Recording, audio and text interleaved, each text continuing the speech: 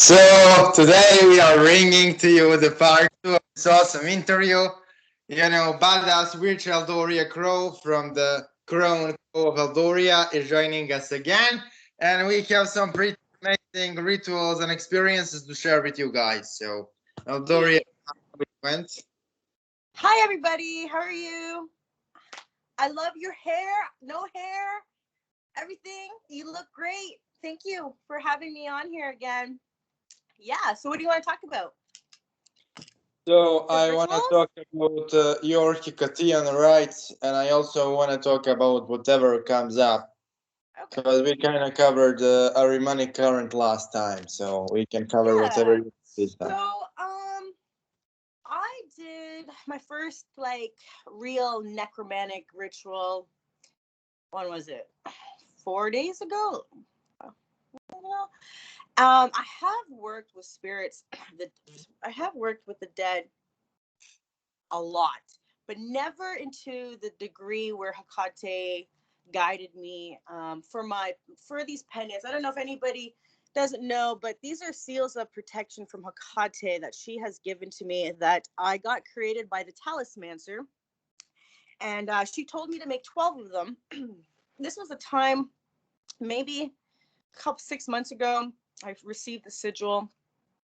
It was a time when a lot of witch wars were going on, and you know, this stuff that was just so unnecessary. And I had a lot of people come to me and ask me for protection from this person, and I'm not talking about like a real justified thing. These were things that people were just throwing curses around for no fucking reason. You know what I mean? Other than their ego being hurt or whatever. So Hecate presented me with this powerful seal of protection. She told me to create 12 of them. Um, and and then I was going to do a ritual in the forest where I always go to perform my rituals for Hecate. I have a huge tree that's on top of the forest. I usually give her offerings there, and we just work together in the forest. But then last minute, she told me, okay, no, I want you to go to this cemetery that you always go to and perform this ritual and call upon the dead and get them to work with you and for you. And I was like, okay, let's see what's going to go on. And that's when I saw your video, and I was like, okay, this is kind of a coincidence. And you know, um, I've been to this old cemetery. It's a 200-year-old cemetery in my town. There's just this one street that's called Streetsville, and there's still parts of that street that has some buildings that they haven't ripped down because it's over 100 years old, and they can't tear it down over 100 years old. But the cemetery itself is a cemetery of the first settlers that came there, and uh, that's just kind of their town. It is that whole strip on that street is highly active with spirits. People have driven down like 8 o'clock in the evening have seen apparitions. They see orbs. It's not gated off or anything. People just really respect this cemetery because they understand it's the first settlers. So I've lived here my whole life basically, but I've always gone to the cemetery and I've always done little things. But this was the first time that I actually called them up with Hecate's assistance and got them to empower these seals of protection. I didn't know exactly how it was going to go, you know. So me and my daughter, we went there about 2 a.m. Um, and usually when we go there, we always feel a presence. You could hear there's a little girl that's in the cemetery that always runs around. You can hear her running around you. But we felt nothing. Like it was almost like they just kind of backed away and allowed this to happen. So I called up Hecate. I gave offerings of 12 roses for 12 spirits, symbolizing these 12 pendants. I gave a bottle of rum, some coins in each of the graveyards. I did a really beautiful invocation. I buried the pendants in this tree outside of the cemetery. Um, and then it was just a very peaceful experience. It was just a beautiful experience. That night, I had ghosts and spirits of them coming into my dream. It was very, very powerful. And it just, everything felt right. And the agreement was okayed, and they want to work with me, and they're willing to do things that I'm gonna get them to do, as long as I come every month, and we've made an agreement of what kind of offerings I'm going to be giving them. The very next day, when I came to retrieve the amulets, the necklaces, the strings of them were out. So something lifted the necklaces and just put out the strings. It wasn't like an animal, because if an animal got into it, they probably would have ripped it apart and scattered it around. It was just nicely placed out. I don't think there was another person, because the way that there was nobody there. You know what I mean? So yeah, it went amazing, and I'm excited to continuously work with these entities, and well, these shades. I didn't have any problem. There was no other entities guarding the graveyard. You know how there's like other ghouls and stuff, and I think because there's no flesh. There's never like new bodies being buried in this cemetery. It's just about 20 of these shades that have been there for 200 years. So it's just their cemetery, and nobody goes and visits them. And I do believe that they feed off of all of the residents around the street and stuff like that. So me being able to direct them and giving them kind of things to do with the supervision of Hecate, obviously, they're kind of excited to work with me. I don't know. We'll see how it continuously goes. But that was my experience with them. Okay. Yeah. So technically, I need to work with Hecate on my own devices, pretty much. But to me, Hecate was always a form of entity which kind of supervised my spiritual work, in a sense, because you talked to me a lot. I mean, we talked quite a lot. We covered a lot of subjects, and you know that I personally am a guy who loves to experiment, and those experiments usually go beyond orthodox understanding of magic and sorcery. So for me, Hecate is the spirit who keeps my experiments to not go beyond certain point, because whenever they go beyond certain point, Hecate kind of comes in and teaches me a lesson in a behavior, in sorcery, in magic, in whatever. And Hecate, I kind of finally started to understand what she is. So saying and understanding that she is one deity is wrong, in my personal opinion. She is like one form of primal feminine energy. Mm-hmm. And every name of Hecate, every attribute of Hecate is different facet of her, which can be applied differently. Mm-hmm. So let's take an example of an onion. So it's one big onion, but it has multiple levels, and every name of Hecate is a different sphere, different level of that one same onion.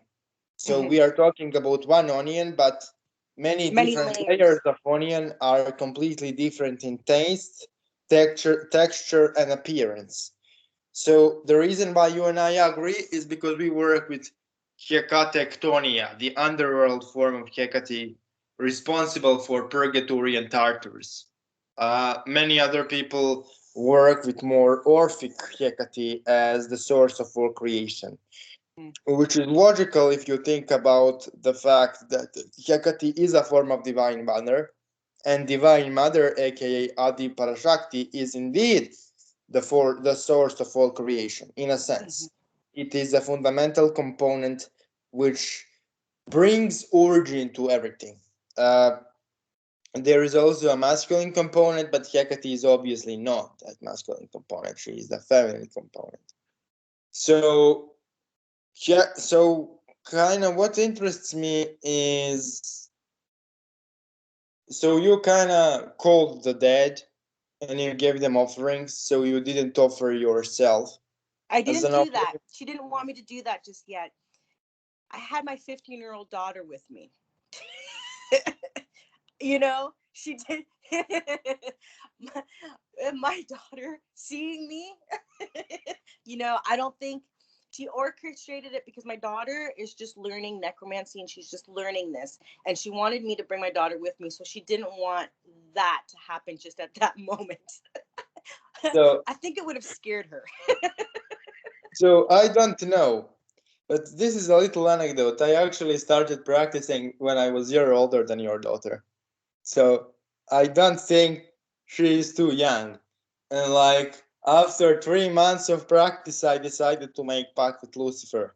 And actually, pact signing was a success, but I wasn't able to this with discipline pursue the covenant. So it was a completely Well, different I'll tell story. you. I'll tell you a little story. My daughter, who's 15, at 14, she didn't know anything about my spirituality until a little bit. She knew a little bit, and then she started watching Supernatural. Like, what? And she's like, Mom, I don't know, but I feel like Lucifer. There's something about him. She's like, I have this connection with him. And she started breaking down, and I was like, oh my God. Okay. So we had this huge talk, and she wanted to do a pact with him. I'm like, are you sure? And she did. And it was a beautiful thing that we did, only to know that later her father, she started living with her father, who's a Jehovah Witness, and she got baptized as a Jehovah Witness six months after she did the pact with Lucifer, um, just to make her father happy. Now we she lives with me now, but a year ago she was living with her father, who was a Jehovah Witness, and it's weird how everything really worked out for her benefit, and the way she was able to walk away. There was a struggle with this, because I don't know if you guys know anything about Jehovah Witnesses. They are a huge cult, and they brainwash, and it's all fear-based.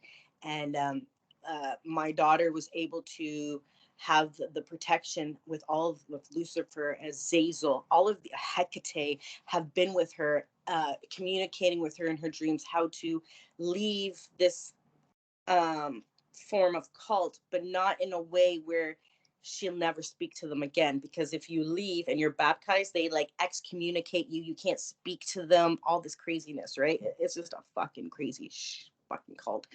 But yeah. So now that she it's just funny that she did a pact with Lucifer, then got baptized, and then after she got baptized, she felt more drawn to the left hand side. you know but yeah. Can I add a short note to this? Yeah. So here is the thing. If you continue working with infernal entities after you pass those rites, baptism and shit, those rites do not matter to the infernals, because like infernals understand that you have to conceal your practices. Yes. If you practice and people who do not practice can immediately recognize it, you are doing something wrong. And you can even consecrate Christian icons and relics with demonic energy and worship demons this way, and work with demons this way in a plain sight. And the spiritual entities or any other spirits you work with this way will have nothing against it, because the They image, understand. the tool, is a vehicle for the energy. Mm-hmm. So I don't think the spiritual evolution of your daughter is damaged in any way. I think it was kind of a test regarding could she do it in plain sight without anybody noticing. She didn't have like enough tact to do it, which is understandable. She's like 16, so I get it. 15. Like She just 16, turned 15. Yeah, she just turned 15. so 15, it's like too young to like do such a complex stuff. Like, so I get it. But it's not something you should really worry about.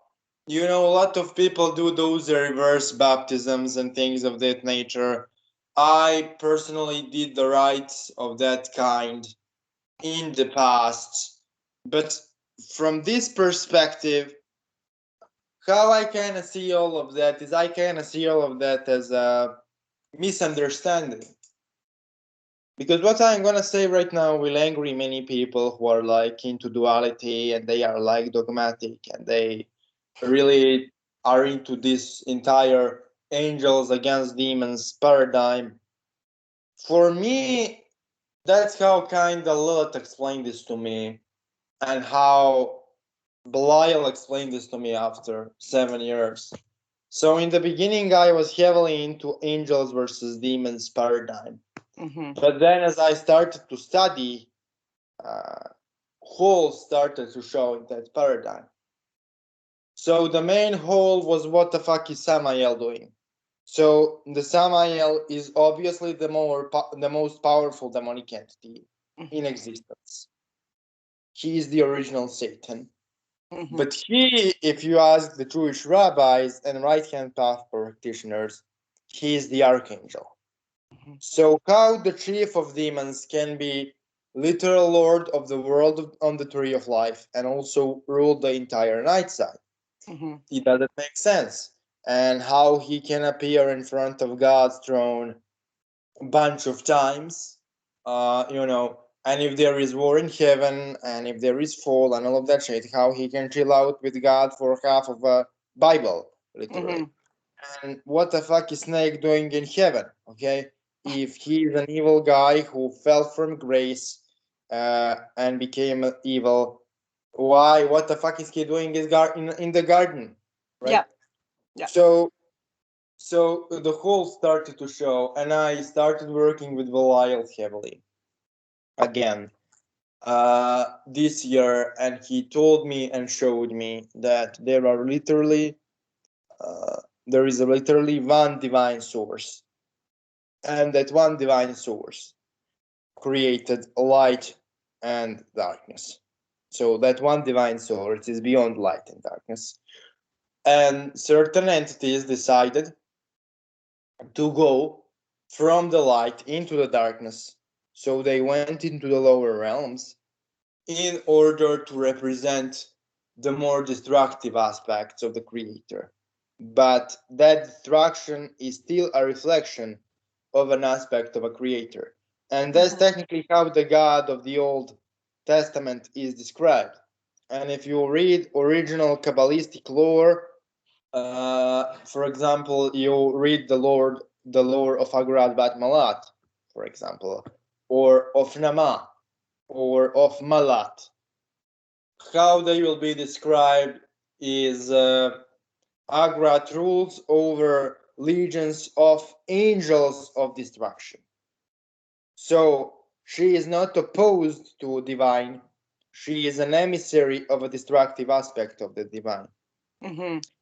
And it also kind of explains, for example, relationship between Lilith and the Tree of Life, because a lot of people speak about how Lilith is related to both trees, but nobody kind of talks about how she's related to both trees. So Creator, he has masculine and feminine aspect. If you translate the word Elohim, it means two things unified together, kind of. It means it's a plural form, but it's plural form which signifies two things. That's one of the translations of it. So, sorry. Shit. Are you there? I am there. Sorry, someone tried calling. So Lilith, so Supreme Divine has masculine and feminine energy. So Lilith is a dark counterpart to the feminine energy of God. So she is the dark wisdom of God. That's the highest role of her. And then we explain how Lilith, Agrat, Nama, and Aishet, how they relate to each other. You have one dark aspect of God, and then it emanates into four different entities, which are practically separate, but they are fundamentally the piece of the same being. And so a lot of people claim that Hecate is the same being as Lilith. That practically is not true from a practical standpoint. Mm-hmm. But from a higher metaphysical standpoint, Hecate also represents that dark aspect of God, that dark aspect of the Creator. So in that sense, they are the same, but from a practical standpoint, you definitely cannot use them for same things. It's a really different energy, a really different emanation. That's And right. this Sorry. kind of also explains surface level rivalry between angels and demons, Mm. because demons represent the more destructive aspect of the creation and angels represent the more creative aspect of the creation. Both of them have both in them, but Mm-hmm. we can all agree that demons are more pushed towards destruction and angels more towards creation. Yeah. So when you call those forces uh, in, together, if you work with them in an extreme manner, they are polar opposites. Yeah. So there is decent probability of them clashing, right? In the same way that you, when you call fire elementals and water elementals in the same place, they are polar opposites, so there is a decent possibility of them clashing. But it's just surface level polar opposites. They are in reality parts of the same whole. I absolutely agree. Yeah. So your daughter do not necessarily need to shine from her Christian background. She can incorporate it into her practice. I mean, I am not incorporating angels outside of Samael into mine because I am radically motivated to go into the left emanation of God. But I understand people who work with both, and I also understand people who work with the right emanation, because those are all expressions of the same God, of the same supreme name, of the same limitless potential beyond our understanding. And that's kind of what I had to say, because as somebody who lives in a like fundamentalist Christian area, just like I was born in fundamentalist Christian area, you have a problem to kind of reconcile your beliefs with their beliefs. And I think this is a really good framework, Mm-hmm. because then you don't argue with people. Mm-hmm. There's Mm-hmm. no need to argue because there is only one God with many expressions and many emanations. But truth is fundamentally one, and we shouldn't argue over the vehicles through which the truth is reached. So Yeah. You said it beautifully. You like broke everything down perfectly. I absolutely love that.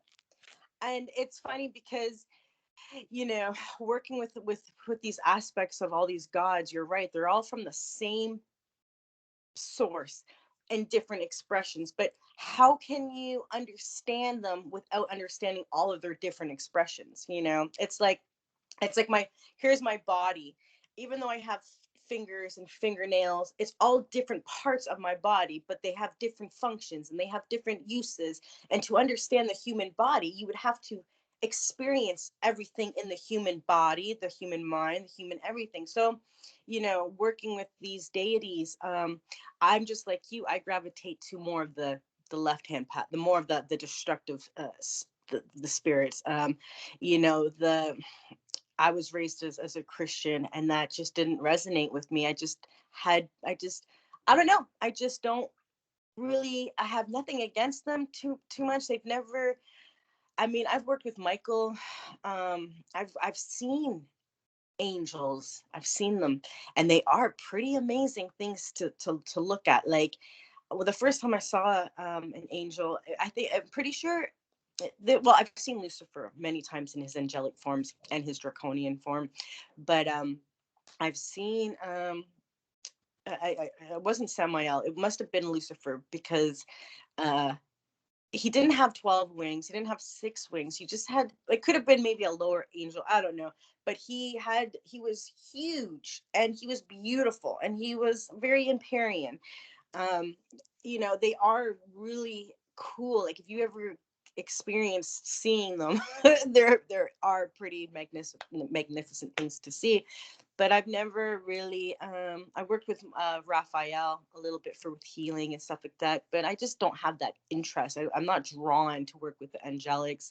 I'm really not. I really like the destructive. I really like how the demonics can really get into my subconscious and break down my mind. And I'm more about a person who wants to understand everything about how my mind works, how reality works. There are things that they have revealed to me that I can't tell people because people would think you're insane. Those are personal gnosis that you get. But I really work with these destructive spirits to destroy myself over and over again so I can create myself and reinvent myself and express myself the best way I can in this realm. That's and I just get more of a I just like the dark beings. They just work with me better, even though I haven't really worked with the angels. And I'm not against it. If it's my time to work with angelics and they start coming in my life and revealing them, sure. But right now I'm just not there. So technically, I'm talking to you a little bit. So let me retell my previous experience, which is kind of something which seemingly don't fit in my framework, but it actually does. Okay. So you read Black Magic of Ahriman book, and in that book there are rites of infernal warfare.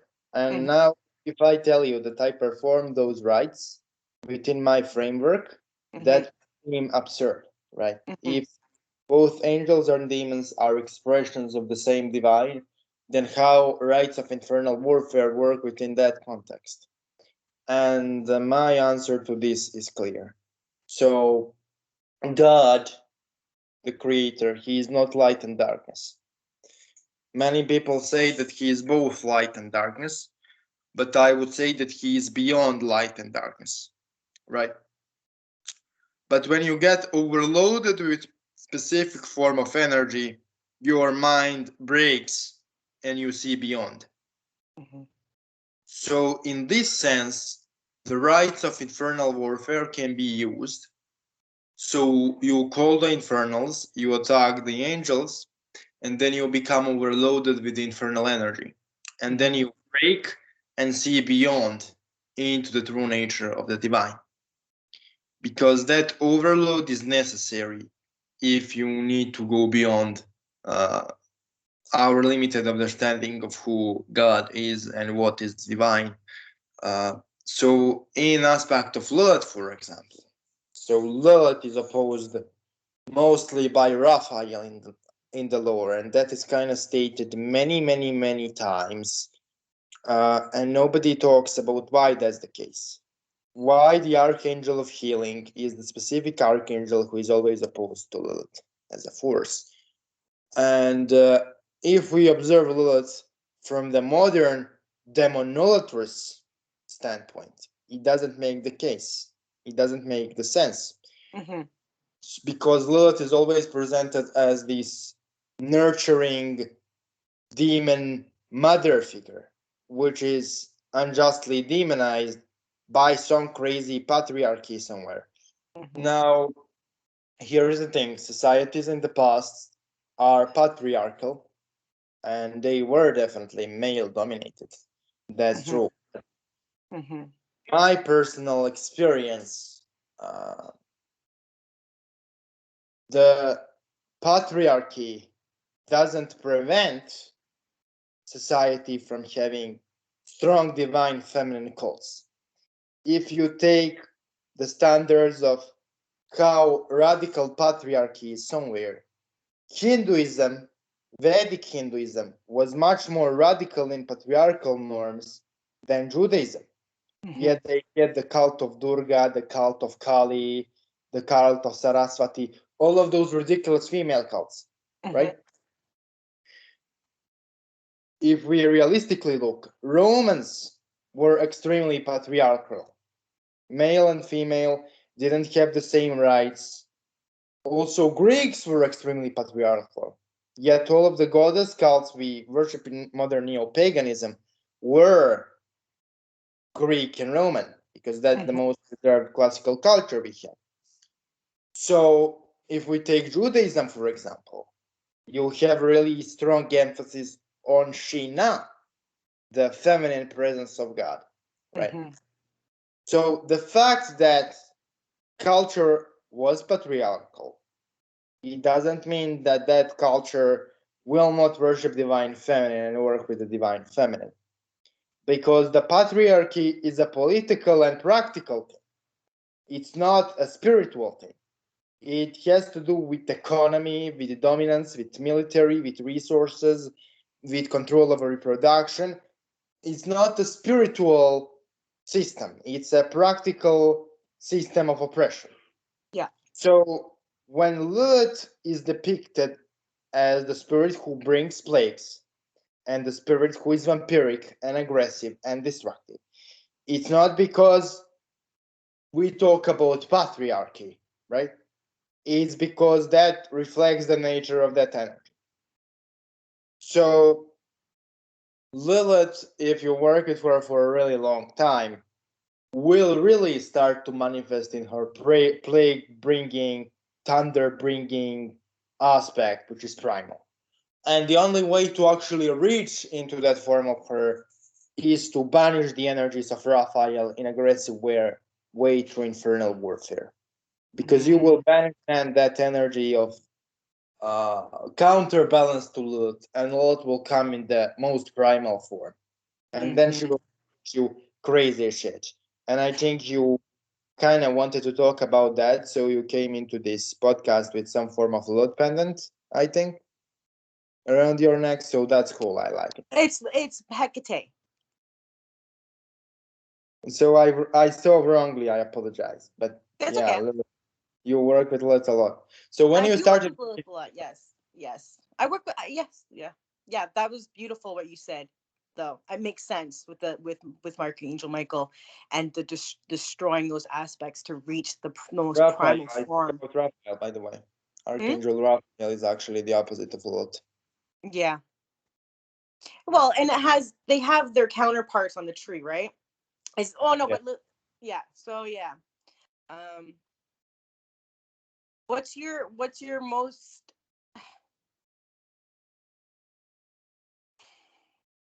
so Lilith is the most who have you had the most powerful gnosis with? Would it be Lilith? So here's the thing. So I worked more with Lilith. If we talk about the number of performed rites, I worked more with Lilith than probably all other entities combined. Yeah. So Lilith by far.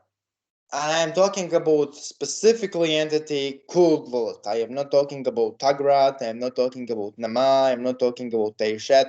I am not talking about, because here is the thing. Today, people claim to work with Lilith, but they actually don't. You work with Lilith.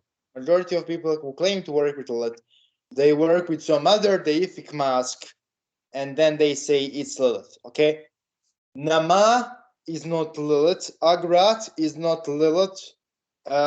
Eve is not Lilith. Mary Magdalene is not Lilith.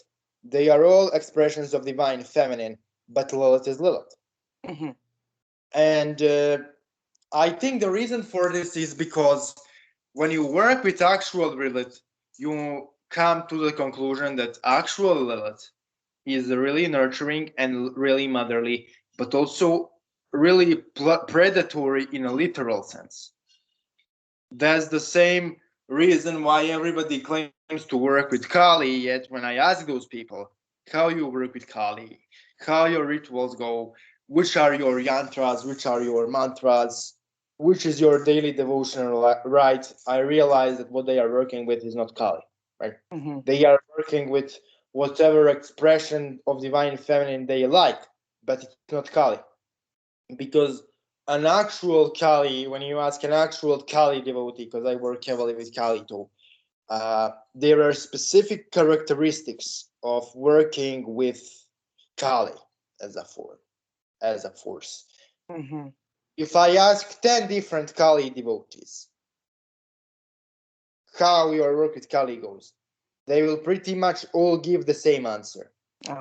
Yeah. The energy will come in a little bit different form, but it will still be more or less the same experience because you have the same being behind.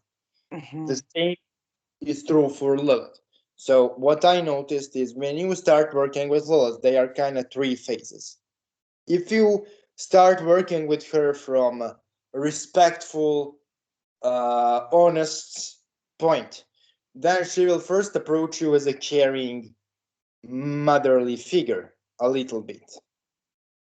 Then, if initiate is a female, you will have a recomposition period, which is like he will come in a really fierce way, she will possess the witch, and she will teach the witch how to use her femininity for her own empowerment in a really literal, primal, and socially unaccepted way. Then, after that, what comes is confrontation with the dark impulses of the self. So, whatever is the closet in the bones in your closet will come to the surface. Mm-hmm. And then after that introductory period is completed, which is your case, what will happen is you will get a choice. You will either tap into Lilith specifically extremely deeply and do some crazy controversial shit, or you will kind of be grateful on that shadow work which was done and healing and nurturing which was done, and then end it there and kind of work with somebody else. Mm-hmm. So I maybe this is egotistical what I am saying, but I met only one guy and one lady, so two people who worked with Lilith beyond this crossroads point. Okay. So what I can say what awaited me beyond the crossroads point. So beyond the crossroads point, I kind of all of the people I met kind of walked one of two routes. You can either focus on moon form of Lilith, so the dark aspect of the moon form of her. Keep in mind that Lilith is not related to the moon. Lilith doesn't live on the moon, as people claim. What it's meant by saying that Lilith corresponds to the moon is simply that the energy of the moon helps Lilith manifest. Mm-hmm. But Lilith as a force is sublunar. What it means? She is the energy which comes from the lower spheres of the earth. So The black she, earth. yeah, so she is subterrestrial. All of the demons are subterrestrial. They come from the underworld. Mm-hmm. Their planetary correspondence doesn't mean they live on the planets. Yeah. It simply means that the celestial radiances of the certain planets help them manifest. So there are two routes. One route is you go into the black, dark moon aspect of her. So that aspect of her is kind of seductress, transforming the souls of dead children into the demons, invoking the spirits of plague, that kind of thing. Mm-hmm. So dark lunar form of her, seduction, vampirism, transformation of the soul, giving birth to demons, rising the winds of plague, getting the knowledge this way. And there is another form of her, which is Saturnian form, which is attributed to Saturn, which is kind of more concealed form of her, the original form of her, which is the form of Lilith as a crown. Mm-hmm. So technically, there is a reason why you kind of talk. A lot of people reported me this, and later on I realized why this is the case. So you summon Lilith, you talk to her, and on some occasions, what happens is you know how camera. I need to turn it off. So you kind of need to How can I say? I love the sentence there. So you summon Lilith, you talk to her, and then what happens is he all of a sudden starts speaking with the voice of old woman, despite Okay. of the fact that the appearance is the young woman. And Mm-hmm. lots of the people reported it. And the reason why it happens is it happens because of, you know, people get into contact with the crone aspect, but they are not ready, so the seductress aspect is still on. But she takes enormous amount of energy in order to keep that seductress aspect going. But if you cut the vampirism off, her true form is the crone aspect. Okay. And that crone aspect is really specific because that's not the usual crone aspect we see in other deities. Because majority of deities with crone aspect are Saturnian and asexual. Mm-hmm. So Lilith is a form of a sexual crone. She And is. that's a really weird combination. But I think whoever want to work with Lilith should tap into both forms Yeah. of her. Both Whenever seductress. I work with Lilith, I usually I try to work with her when I'm on my period, on my moon time, you know. I find Lilith loves blood, you know, she is vampiric, and yes, whenever I do invoke Lilith, my sexuality is heightened extremely. And I also find that Lilith works with females and males differently. That's just when I talk to my male friends who's worked with Lilith, it's just there's just different um ways, I guess. I think all um demons work with males and females differently, you know what I mean, obviously. But like when I work with Lilith, she empowers me with my sexuality, with my confidence. She helped me overcome a lot of sexual trauma, just to bring back that power that was lost, you know. I've used Lilith to empower me, to you know. And I always suggest with people who do have a lot of sexual abuse, who have lost their power to anybody in a sexual manner, to invoke Lilith, because she will help you empower yourself and to rediscover that dark divine sexuality within you. That's how, you know, Mother Lilith. I've seen her aspect in a way of, just like you said, that motherly nurturing, and she's also brought out things in me that I had to overcome. And she will put things, she will surface things in my life that I have to address quickly. You know, sometimes I'm like, oh my gosh, if I invoke Lilith now, I know I might have to, you know, do a lot of things will be brought up that I have to do. And that's how she's worked with me. Um, she's empowered me so much, I'd have to say. Yeah. Yeah. But what's your most intense experience with her?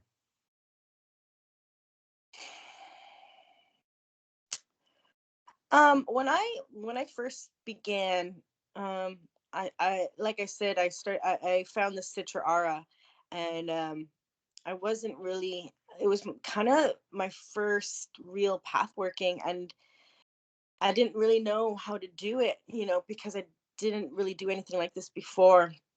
And I started to go through it, and I started to I asked Lilith um to help me go through this, help me go through the tree of death, you know. And she started coming to me in my dreams. You know, I saw her in the cave, blood, like there was just a lot of blood with little me. But she guided me to create my Klipothic board, and she said she guided me to create this board where I can use to work through the Klipoth. Um, and it worked. Like, I mean, I'm not gonna lie, I didn't go through everything in the Klipoth. I didn't go through it all. I'm sure I've been to a lot of the realms because I've been to so many realms. But there was a point where I think I got to Samael, or